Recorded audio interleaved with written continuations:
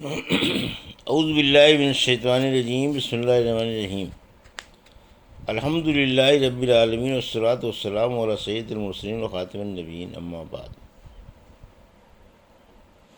صحیح بخاری، باب کتاب الحج، حدیث نمبر 1618، اردو ترجمہ۔ عورتیں بھی مردوں کے ساتھ طواف کریں۔ امام بخاری رحمۃ اللہ علیہ نے کہا کہ مجھ سے عمرو بن علی نے بیان کیا، کہا کہ ہم سے ابو عاصم نے بیان کیا، ان سے ابن جریج نے بیان کیا، اور انہیں عطا نے خبر دی کہ جب وہ حشام بن عبد المالک کی طرف سے مکے کا حاکم تھا، نے عورتوں کو مردوں کے ساتھ طواف کرنے سے منع کر دیا، تو اس سے انہوں نے کہا کہ تم کس دلیل پر عورتوں کو اس سے منع کر رہے ہو، جب کہ رسول اللہ صلی اللہ علیہ وسلم کی پاک بیویوں نے مردوں کے ساتھ طواف کیا تھا؟ ابن جریج نے پوچھا، یہ پردہ کی آیت نازل ہونے کے بعد کا واقعہ ہے یا اس سے پہلے کا؟ انہوں نے کہا، میری عمر کی قسم، میں نے انہیں پردے کی آیت نازل ہونے کے بعد دیکھا۔ اس پر ابن جریج نے پوچھا کہ پھر مرد عورت مل جاتے تھے؟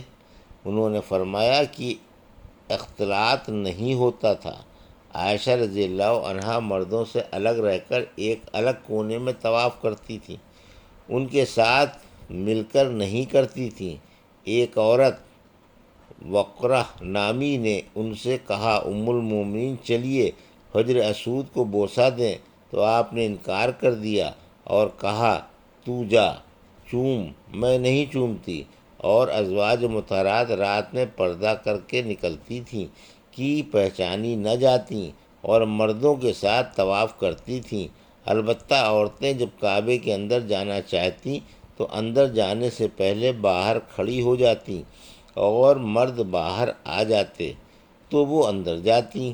میں اور عبید بن عمیر عائشہ رضی اللہ عنہ کی خدمت میں اس وقت حاضر ہوئے جب آپ خیبر پہاڑ پر ٹھہری ہوئی تھیں، جو مزدلفہ میں ہے۔ ابن جریج نے کہا کہ میں نے عطا سے پوچھا کہ اس وقت پردہ کس چیز سے تھا؟ عطا نے بتایا کہ ایک ترکی قبہ میں ٹھہری ہوئی تھیں، اس پر پردہ پڑا ہوا تھا، ہمارے اور ان کے درمیان اس کے سوا اور کوئی چیز حائل نہ تھی۔ اس وقت میں نے دیکھا کہ ان کے بدن پر ایک گلابی رنگ کا کرتا تھا۔ حدیث نمبر 1619، اردو ترجمہ۔ ہم سے اسماعیل بن ابی اویس نے بیان کیا، انہوں نے کہا کہ ہم سے امام مالک رحمۃ اللہ علیہ نے بیان کیا، ان سے محمد بن عبد الرحمن بن نوفل نے بیان کیا، ان سے عروہ بن زبیر نے بیان کیا، ان سے زینب بنت ابی سلمہ نے، ان سے نبی کریم صلی اللہ علیہ وسلم کی زوجہ مطہرہ ام سلمہ رضی اللہ عنہا نے بیان کیا۔ انہوں نے کہا کہ میں نے رسول اللہ صلی اللہ علیہ وسلم سے اپنے بیمار ہونے کی شکایت کی کہ میں پیدل طواف نہیں کر سکتی، تو آپ نے فرمایا کہ سواری پر چڑھ کر اور لوگوں سے علیحدہ رہ کر طواف کر لے۔ چنانچہ میں نے عام لوگوں سے الگ رہ کر طواف کیا۔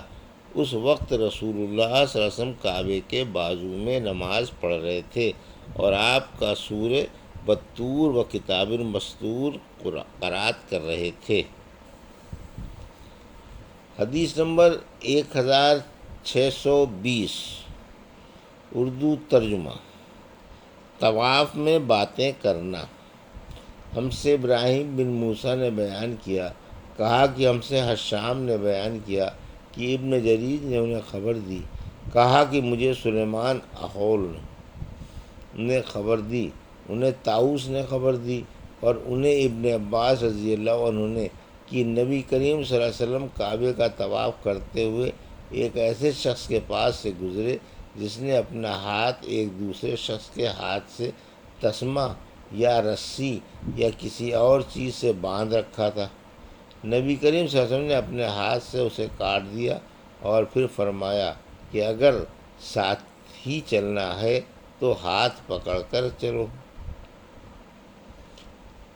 حدیث نمبر 1621 اردو ترجمہ۔ جب طواف میں کسی کو باندھا دیکھے یا کوئی اور مکروہ چیز تو اس کو کاٹ سکتا ہے۔ ہم سے ابو عاصم نے بیان کیا، ان سے ابن جریر نے بیان کیا، ان سے سلیمان اعول نے، ان سے طاؤس نے اور ان سے ابن عباس رضی اللہ عنہ نے کہ رسول اللہ صلی اللہ علیہ وسلم نے دیکھا کہ ایک شخص کعبے کا طواف رسی یا کسی اور چیز کے ذریعے سے کر رہا ہے تو آپ نے اسے کاٹ دیا۔ حدیث نمبر 1622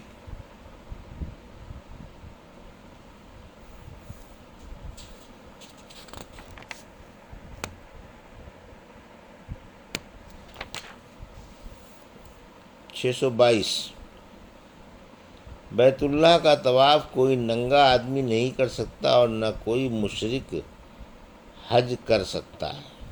ہم سے یحییٰ بن بکیر نے بیان کیا، انہوں نے کہا کہ ہم سے لیث نے بیان کیا، انہوں نے کہا کہ ہم سے یونس نے بیان کیا، انہوں نے کہا کہ ہم سے ابن شہاب نے بیان کیا کہ مجھ سے حمید بن عبد الرحمن نے بیان کیا، اور انہیں ابو ہریرہ رضی اللہ عنہ نے خبر دی کہ ابو بکر صدیق رضی اللہ عنہ نے اس حج کے موقع پر جس کا امیر رسول اللہ صلی اللہ علیہ وسلم نے انہیں بنایا تھا، انہیں 10ویں تاریخ کو ایک مجمع کے سامنے یہ اعلان کرنے کے لیے بھیجا تھا کہ اس سال کے بعد کوئی مشرک حج بیت اللہ نہیں کر سکتا اور نہ کوئی شخص ننگا رہ کر طواف کر سکتا ہے۔ حدیث نمبر 1623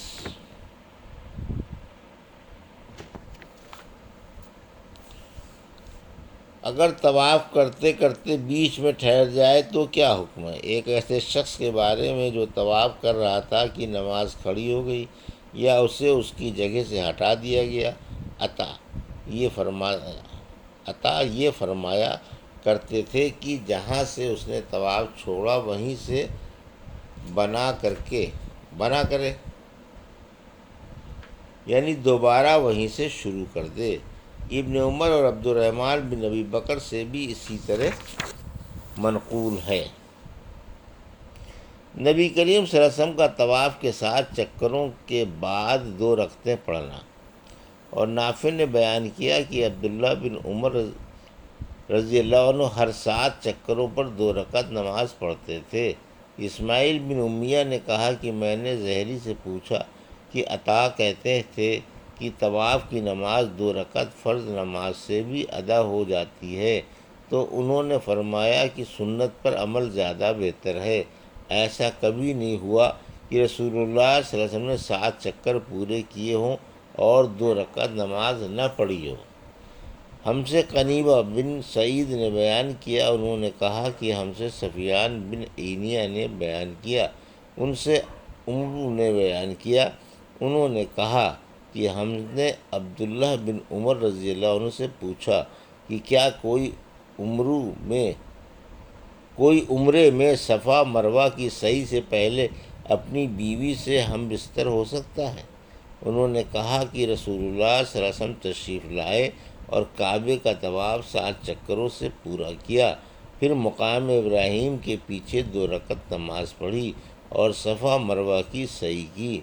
پھر عبداللہ بن عمر رضی اللہ عنہ نے فرمایا کہ تمہارے لیے رسول اللہ صلی اللہ علیہ وسلم کے طریقے میں بہترین نمونہ ہے۔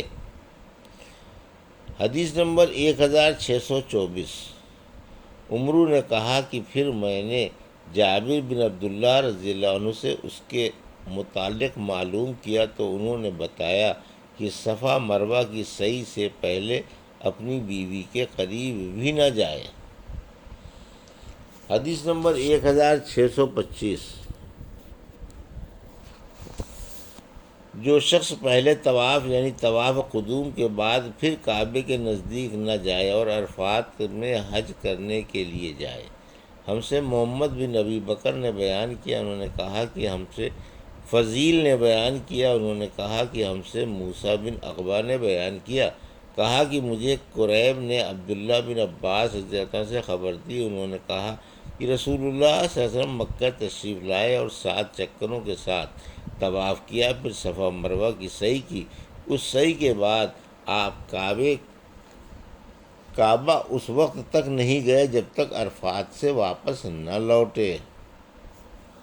یہ تھی صحیح بخاری باب کتاب الحج کی حدیث نمبر 1618 سے 1625 کا اردو ترجمہ جو ابھی آپ نے سماعت فرمایا۔ اللہ سے دعا ہے کہ اللہ رب العزت ہمیں ان حدیثوں کی صحیح سمجھنے کی توفیق عطا فرما اور اس پر عمل کرنے کی توفیق عطا فرما، آمین یا رب العالمین۔